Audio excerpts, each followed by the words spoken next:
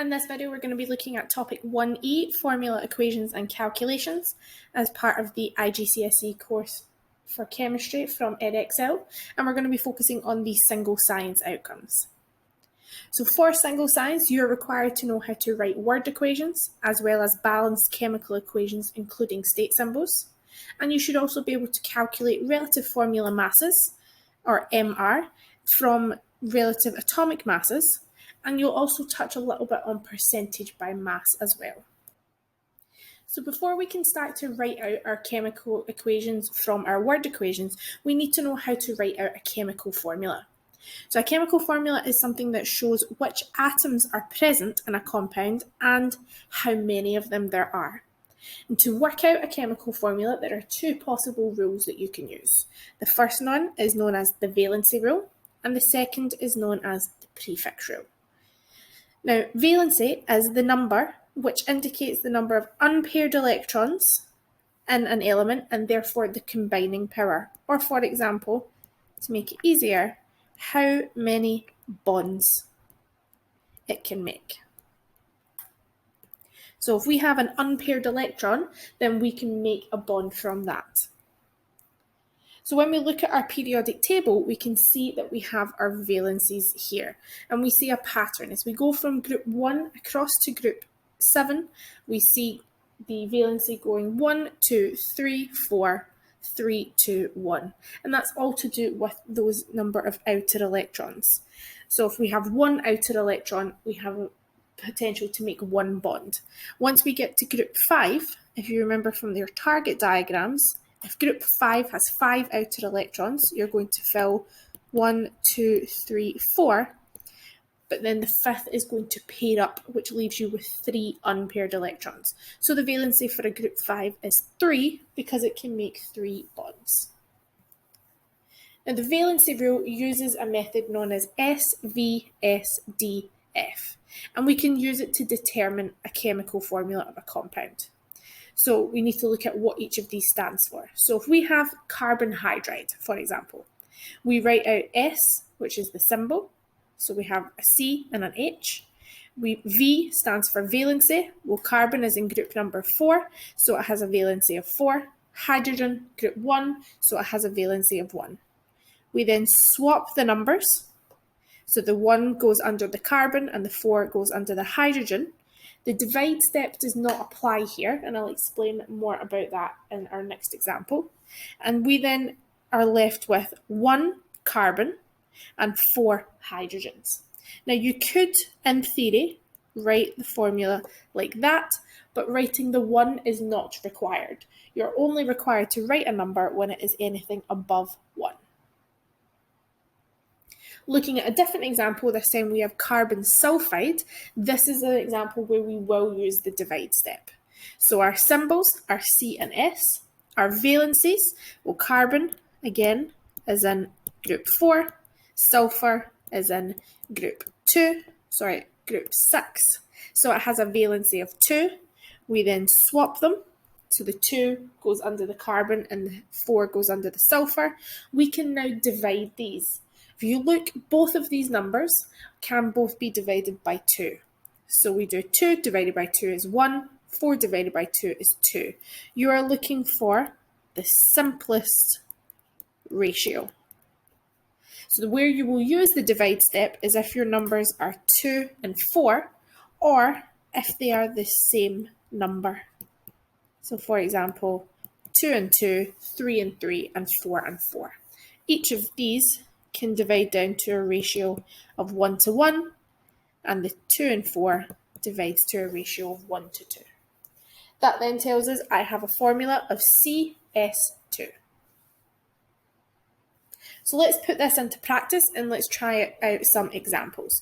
So the first thing you want to do is write SVSDF, and that just keeps you right. So we're going to be looking at nitrogen hydride. So the symbol for nitrogen is N. Hydride, or hydrogen, is H. Our valencies, well, nitrogen is in group number 5, so that has a valency of 3 because it has 3 unpaired electrons. Hydrogen is in group 1, has a valency of 1. We're going to swap them to be 1 and 3. And then our divide step, we can't divide both of these numbers by the same thing. It doesn't fall into our pattern of 2 and 4 or the same number, so we just keep the divide step the same. Now that tells me I have 1 nitrogen and 3 hydrogens. So my formula is NH3. And then actually another name for nitrogen hydride, as you've probably seen before, is ammonia. Our other example, carbon fluoride. So we have SVSDF. Again, we have our two substances, so C for carbon and F for fluoride, or fluorine. Our valency of carbon is 4 because it's in group number 4. Fluorine is in group number 7, so it has 1 unpaired electron, so a valency of 1. I swap them again to be 1 and 4. I can't divide either of these by the same number, so we keep them the same, and I get a formula of CF4.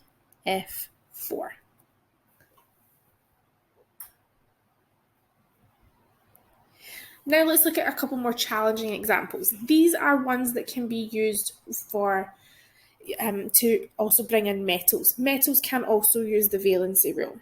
So we stick, again, our SVSDF. We have potassium and chlorine. Potassium is in group 1. Chlorine is in group 7, so it has a valency of 1. We swap, and it stays 1 and 1. Again, that's the simplest possible ratio, so we have KCl. So we can see that this works, and you will revisit this when you look at ionic formula, and that just confirms that this process works for an ionic substance. So you'll cover that when you get into topic 1F. Aluminium oxide, we again write out our values, and we have Al for aluminium, O for oxygen. Aluminium is in group number 3, so it has a valency of 3. Oxygen is in group 6, so it has a valency of 2. We then swap, that's 2 and 3. These again cannot be divided by the same number, so we keep them the same. So my formula for aluminium oxide is Al2O3.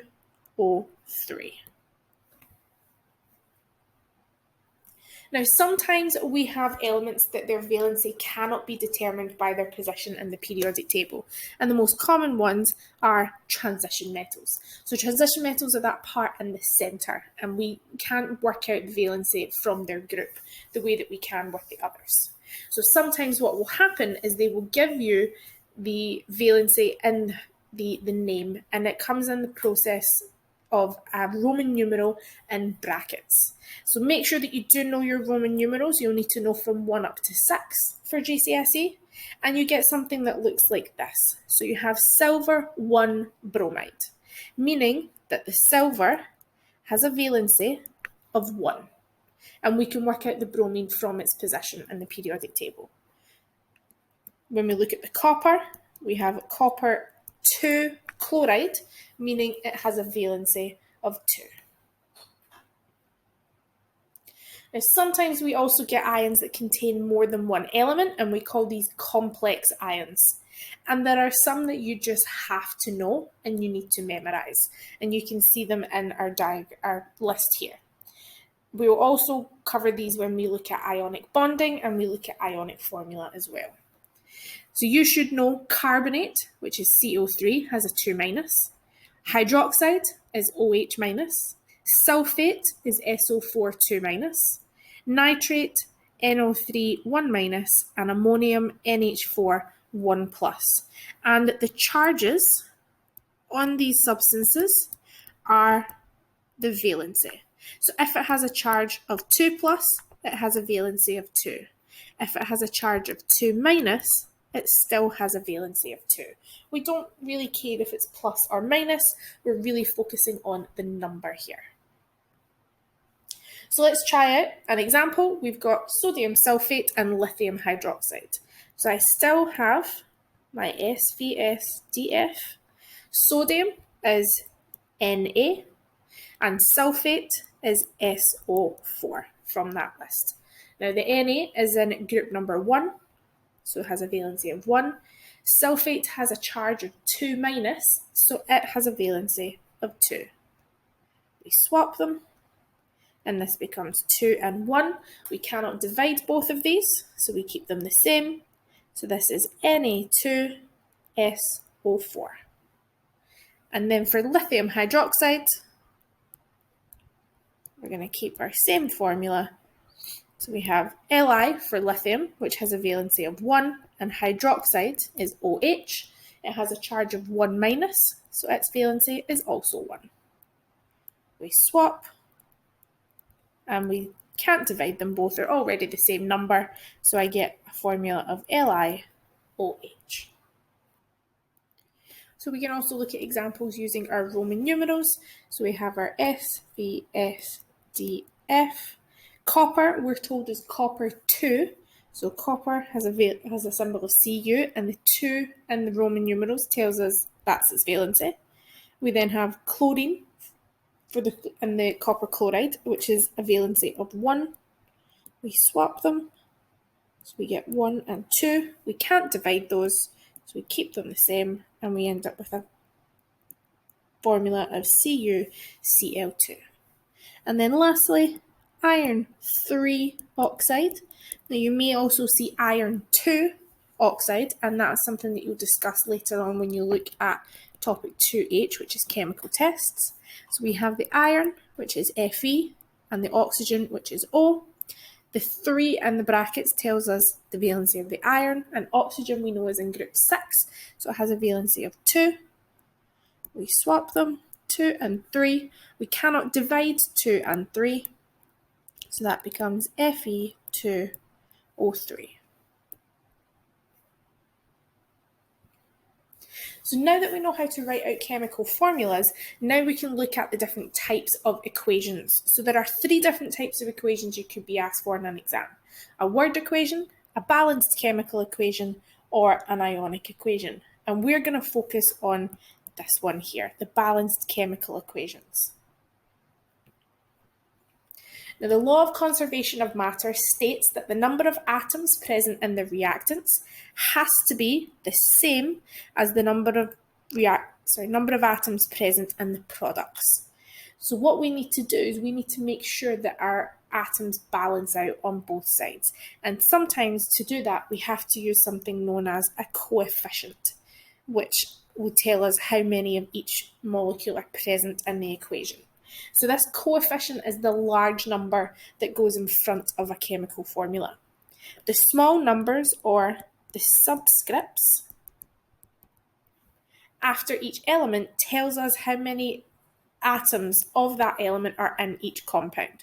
So for example, if I had 2CH4, it means in my formula I have 1 carbon and 4 hydrogens, but I have 2 molecules of CH4 in my reaction. So if we look at this, another example, we have the CaCO3, which is calcium carbonate, being added to 2HCl, which is hydrochloric acid, to give you CaCl2, which is calcium chloride, H2O, which of course is water, and CO2, which is carbon dioxide.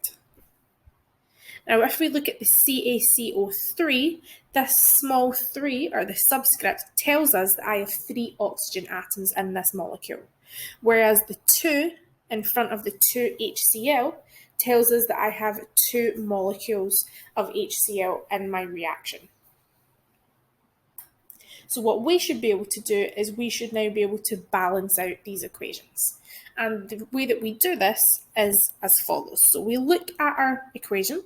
We've got Fe plus HCl gives us FeCl2 and H2. So what you do is you draw a line down the centre, and then you can focus on the left hand side, which are your reactants, and then the right hand side, which are your products. And we're always going to have the same elements on both sides. We're not just making any elements out of nowhere. So we list the elements. We have Fe, we have H, and we have Cl. And we start by looking at how many is on each side.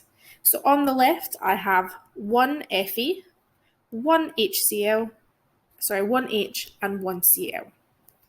On the right-hand side, I have one Fe, I have two H's, and two Cl's. So now I look to compare the two sets of numbers. Well, for the iron, they're already imbalanced. I have one on each side, so we don't want to touch that if possible. The hydrogens and the chlorines, however, are out of balance. I need to finish with two, according to my formulas, but I'm only starting with one. Now, one thing that you cannot do is you cannot change the molecular formula. What do I mean by that? Well, if you have HCl, you cannot change that to H2Cl2. That does not work because that's going against the laws of chemistry. What you can do, however, though, is you can add on an extra molecule of HCl. So I could have an HCl plus another HCl. And rather than writing them separately, kind of like you would in maths if you were doing algebra, you combine the terms together. So what we can do is we can then start to use our coefficients. So we can put a large 2 in front of this HCl to tell me I have two molecules of it. Now on my left-hand side, I have two hydrogens and two chlorines. So now I am fully in balance.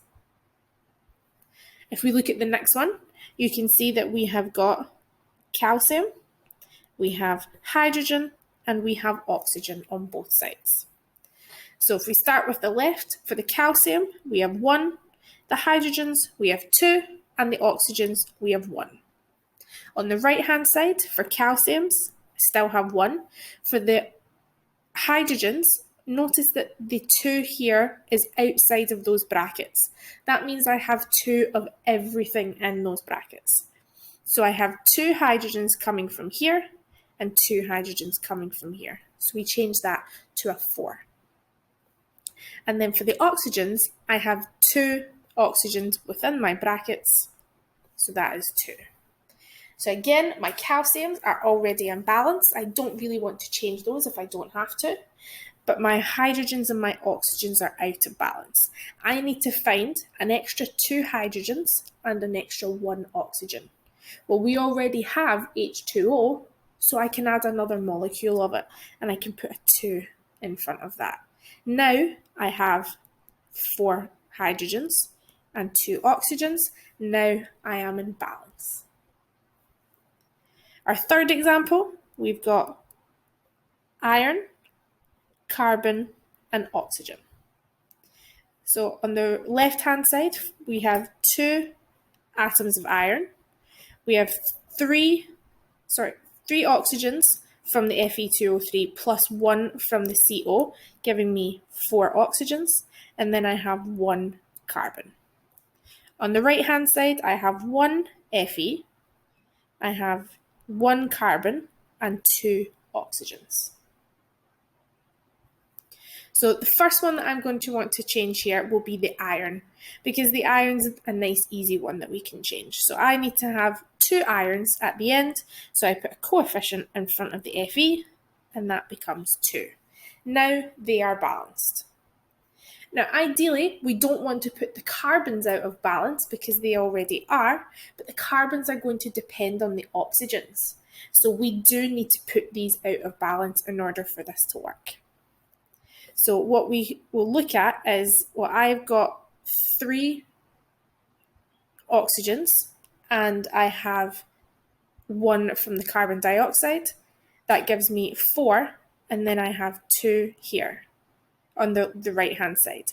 If I was to put a 2 in front of the CO2, that would give me my 4, but it would also change my carbons, and then now my carbons would be out of balance. So we can't use a coefficient of 2 here. So let's try 3.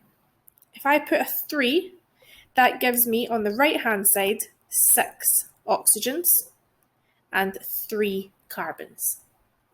Now I go back to the left-hand side, and I don't want to change my Fe2O3 because my ions are already balanced. So let's only change the carbon monoxide.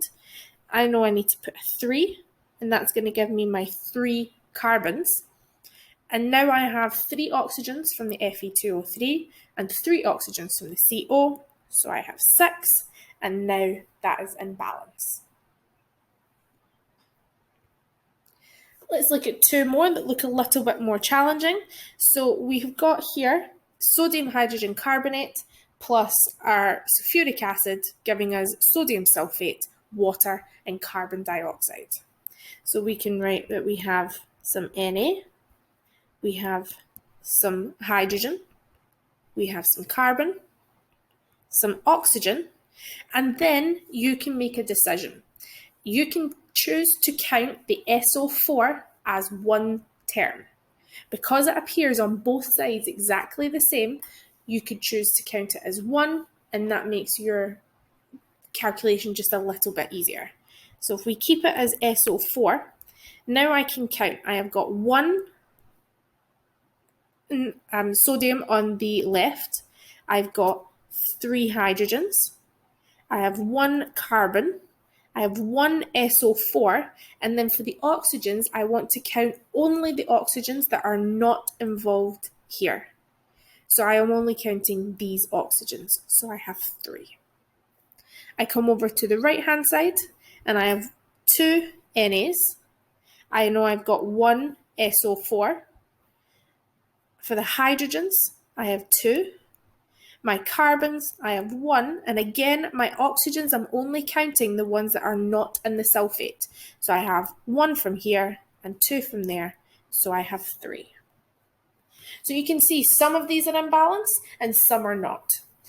So we'll start off with the sodium, and we'll change the sodium, and we'll see what effect that has. So I have 2 on the right versus 1 on the left. So if I put a coefficient of 2 here, I'm going to have quite a number of things change. So I'm going to have 2 sodiums, so now they are in balance. I'm changing my hydrogens this time to 4 because I'm adding in that extra 1. My carbons are also changing to 2, and my oxygens are going up to 6. My SO4s have not changed. So now you can see by doing that one thing to get the sodium in balance, I've put a lot of other things out of balance. But the good thing is they can all be fixed just by looking at the water and the carbon dioxide. So let's look at the carbon dioxide first. So I have 2 carbons on the left-hand side. I need 2 on the right, so I'm going to put a 2 in front of there. That now changes that to 2. So now that is in balance. But you can see that's changed my oxygens. I now have 4 from the CO2 and 1 from the water, so that changes to 5. When I look at the hydrogens, I have 4. I need 2 more. So I can put a 2 in front of the water and change that to 4. That is now in balance. And again, I can count that I have 2 oxygens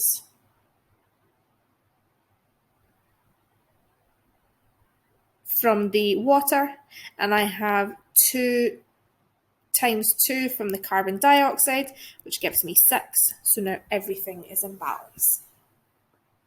And then our last example is the burning of a hydrocarbon. And you will look at hydrocarbons when you look at the organic section. So we've got carbon, hydrogen, oxygen. Now these are actually one of the easiest to balance because you simply do them in that order. You balance the carbons first, then the hydrogens, and then you finish with the oxygens. So let's do our count. We have 8 carbons on the left, 18 hydrogens, 2 oxygens. On the right, I have 1 carbon, I have 2 hydrogens, and I have 3 oxygens. So let's start off first of all with the carbons. If I have 8 on the left, I need 8 on the right. So I'm going to put an 8 in front of the CO2. That's going to change the carbons to 8. they are now balanced, and it makes my oxygens 2 times 8 is 16, plus the 1 from the water, that's putting that to 17. For my hydrogens, I have 18, and I need 18 and I only have 2. So I need to put a coefficient of 9 in front here. Now when I calculate it, I have 2 times 9 hydrogens, which is 18. And then I have 8 times 2 is 16, plus 9 is going to give me a total of 25 oxygens. And then to work out how many oxygens you have, you simply do the total number on the right of 25 and you divide that by 2 because oxygen is a diatomic. And this then becomes a coefficient of 12.5, which gives me 25. Now this is an important thing to understand, that for the diatomics only, you can have half coefficients. For example, you could have 12.5 to give you 25. You could have 2.5 to give you 5 oxygens. That is perfectly acceptable, but only for the diatomic elements. I would strongly advise you to practice balancing all these equations and getting some extra questions from your teacher. It is a skill that you do need to have to answer many questions in chemistry. So please make sure that you are confident at it, and practice really does make perfect in this topic.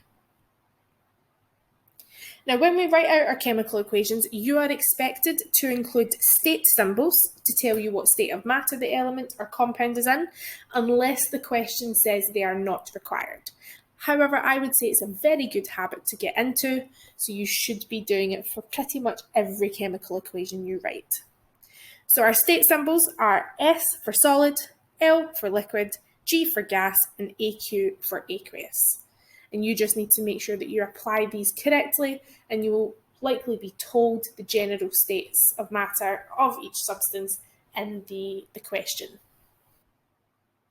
So now we're going to move on and we'll look at relative formula mass. So you've already met relative atomic mass, and this is calculated by taking into account all of the isotopes that are present in the sample of an element, and then also their abundances.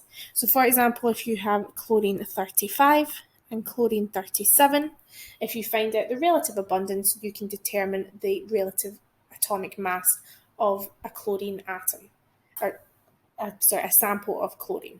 And remember, isotopes are when we have the same number of protons plus different numbers of neutrons. So we're then going to use that to learn about relative formula mass. And this is sometimes known as the molar mass, or MR. And this is the mass of a compound.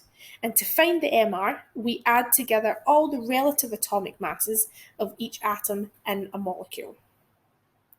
So if we look at some examples here, you can see that we have MgCO3, or magnesium carbonate, and we know that the magnesium is 24, the carbon is 12, and the oxygen is 16, and you find that information from your periodic table.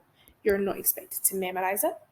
And we then add them together. So we have 1 magnesium, 1 carbon, and then we have 3 times 16 because we have 3 oxygens, and that gives us a relative formula mass of 84 for NgCO3. For the CaOH2, we have an MR of 74 because we have 1 times 40 for the calcium, plus 2 times 16 for the oxygen, plus 2 times 1 for the hydrogen, giving us 74. And for copper sulfate that's got some water attached, now this dot here tells us that the water is attached and part of the formula, but it is not bonded to it in a specific way. Now we will look more at this in further topics, but don't worry about it for now. We just assume that it is part of the formula. So we add all this up. So we have 1 times 63.5 for the copper, plus 1 times 32 for the sulfur. We have 5 oxygens, so it's plus 5 times 16, plus 2 times 1 for the hydrogen, giving us an MR of 249.5. So let's look at some examples of how to do this.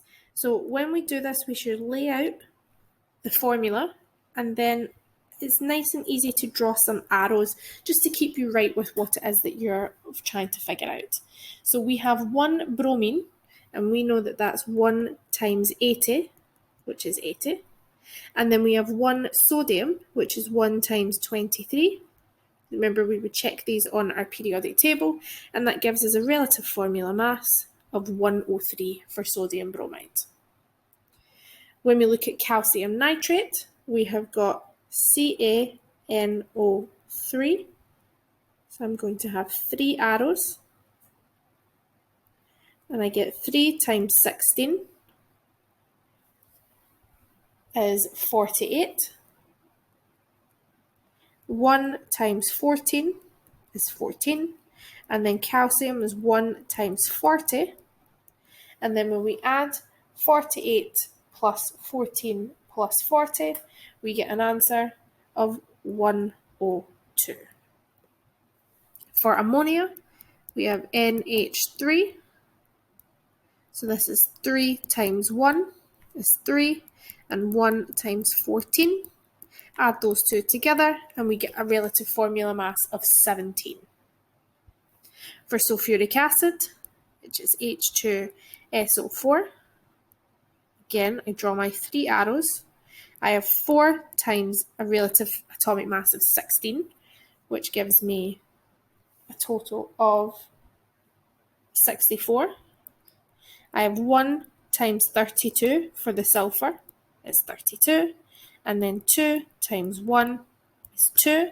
And then I add 64 plus 32 and 2, giving me a total of 98. And then 2 more challenging examples. We would use our SVSDF to figure out the calcium carbonate, which is CaCO3. And then again, draw my arrows, and I get 3 times 16 is 48. 1 times 12 is 12. And 1 times 40 is 40. I add all those together, and I get a relative formula mass of 100. And then for the zinc 2 chloride, I would use again my SVSDF to tell us the formula if it's not given to us. And we get 2 times 35.5 for chlorine, which is 71. And then 1 times 65. And I add those two together, and I get a total of 136. So that's how we calculate our relative formula mass. And these are some examples that you might want to try, so you can practice them, and you can ask your teacher potentially to check them, or you can use Google to check if you've worked out the formula masses correctly. Moving on, we're going to look at percentage by mass. So after we determine the MR of any compound, we can work out what percentage of that compound is any specific element. So for example, if we have sodium carbonate, we can determine that its MR is 2 times 23 of the sodium, 1 times 12 for the carbon, and 3 times 16 for the oxygen, which is 106. And if I want to know how much oxygen there is, I take the mass of oxygen, which is 3 times the 16, and I divide it by the total mass, or my MR, which is 106. And then I multiply it by 100 to turn it into a percentage, and I get 45.3%. So we're going to look at some examples here, and we can see that we've got 3 different substances: potassium nitrate, ammonium nitrate, and ammonium sulfate. And we want to determine the MR for each of them, and then the percentage by mass of nitrogen. So if we start with KNO3, I'm going to have 3 times 16, which is 48, plus 1 times 14, which is 14. And then for potassium, it's 1 times 39. If I add all of those up, I get a total of 101. And if I then want to figure out the percentage of nitrogen, that is going to be the mass of nitrogen, which is 14, divided by 101, which is our total mass, times 100, and it's going to give me an answer of 13.9%. For ammonium nitrate, we have NH4NO3. So again, I figured out my mass, and I have 3 times 16, which is 48, plus 1 times 14, 4 hydrogens, which is 4 times 1, and then again another 1 times 14. I add all of that up and I get a total mass of 80 for the ammonium nitrate. And to work out my percentage of nitrogen, I add up how much nitrogen I have. Well, I have 2 atoms, so that gives me a total of 28 divided by 80 times 100, and I get a percentage of 35% of my substance is nitrogen. The ammonium sulfate, you can see that this is a much more complicated formula, so we just need to be very careful when it comes to our relative formula mass. So we have 4 times 16 is 64, 1 times 32 for the sulfur. Now for the hydrogens, I have NH4, which gives me 4 hydrogens, but the brackets around it and the 2 tells me I have 2 of NH4. So I could write it as 2 times 4 times 1, which is 8. And then for my nitrogen, I have 2 molecules with 1 nitrogen each, times a mass of 14, giving me 28. I add all of that up and I get a total of 132. And for my percentage of nitrogen, well, I have a total of 28 over 132 times 100, which will give me an answer of 21.2%. So to find out the percentage by mass, first of all, we have to calculate the MR. Then we take the mass of the desired element that is within the molecule, divide that by the total mass, and times 100 to give me the percentage. So let's finish off by looking at some past paper questions. We want to determine the formula for the compounds that are in our table, and we're told that they are made up of positive and negative ions. And remember that the charge on a substance is the valency. So if it is a 2+, that means it is a valency of 2. So I've got S, V, S, D, F. So if I have copper chloride, I have CuCl. My copper has a valency of 2 because the charge is 2+. My Cl has a valency of 1 because it's 1-, and also we know it's in group 7. So that's 1 and 2. I can't divide them, so I get CuCl2. And we write that into the box here. Moving on, we have the ammonium and we have sulfate. So SVSDF. The ammonium is NH4. Sulfate is SO4. The ammonium is 1+, so it has a valency of 1. The sulfate is 2-, so it has a valency of 2. I swap them and I get 2 and 1. I can't divide 2 and 1. Now the important thing here is that the NH4 must go in brackets before I can put the 2 outside. If we have a formula that already contains a subscript, we need to put it in brackets before we add a subscript. Because if we simply wrote NH42, that looks like NH42. So we have to make sure that we put brackets. And then we have SO4. So we'll write that in our box, NH4 to SO4. And then we're left with the iron and the carbonate, so SVSDF. And we've got Fe for iron and the CO3. The Fe is a 3+, and the CO3 is a 2-. So we have valencies of 3 and 2. We then swap them over to get 2 and 3. We cannot divide 2 and 3. So then that gives us Fe2, and again the CO3 has to go in brackets with a 3 outside. So we have Fe2, CO3, 3. And there's 3 marks, 1 for each of our formula. If we want to figure this, the next one out, we've got a multiple choice for a formula of CuSO4, and we want to know what the correct name is. Well, we need to figure out what the valency is. So SO4, we know, is sulfate. So we can automatically get rid of B and D. So it's either going to be copper 1 or copper 2. And sulfate has a valency of 2.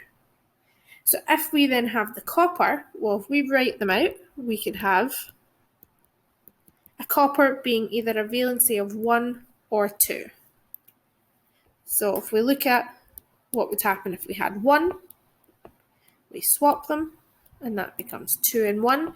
The 2 and 1 cannot be divided, so that would give us a formula of Cu2SO4. And we just have CuSO4. So we know it then can't be copper 1. That only leaves us with one option, which must be copper 2. But let's prove it. We have Cu and SO4. The Cu would be 2. The SO4 would be 2. I swap them. And then I can divide both of these down to 1 to give me CuSO4, which is our correct answer. So moving on, we've got when lithium is burned in air, 2 compounds, lithium oxide and lithium nitride, are formed. The chemical equation for the lithium and oxygen is as follows. We want to now write an equation for the lithium and the nitrogen. So we're going to start off with the Li for the lithium. We add nitrogen, and remember nitrogen is diatomic, and we're going to make our formula that's given, which is Li3N. Now you can see that we've got completely no balancing here. So if I draw a short table, so we've got left and right, and we have the Li and the N. On the left, we have 1 and 2, and on the right, we have 3 and 1. So let's start by figuring out the nitrogens, because the nitrogens have got 2 on the left and only 1 on the right. So we know that we're going to have to put a coefficient of 2 here, and that will change that answer to 2. But that's then also changed my lithiums, which is now 2 times 3 is 6. I end with 6 lithiums, so I must start with 6 lithiums. So I put a coefficient of 6 in front there, and there is our balanced chemical equation. And the last question, for lithium nitride reacts violently with water to form a solution of lithium hydroxide and ammonia gas. Anytime you see the word solution, we know that that means it's a state symbol of aqueous. Here we want to complete the equation by inputting the correct state symbols. So we have lithium nitride, which is a solid, reacting with water, which is always a liquid. We make a solution of LiOH, which is aqueous, and we make ammonia gas, which is a G. And there you can see the mark scheme for these questions. If you have been trying them, you can check your answers. Now that's everything for the single outcomes for topic 1E. I would strongly suggest that you do practice writing out formula, balancing equations, and trying out some of the relative formula maths calculations as well. Your teacher will be able to provide you with lots of examples, and you can find lots of examples on the internet as well. If you do have any questions, please feel free to leave a comment below, and we hope to see you back on the channel soon.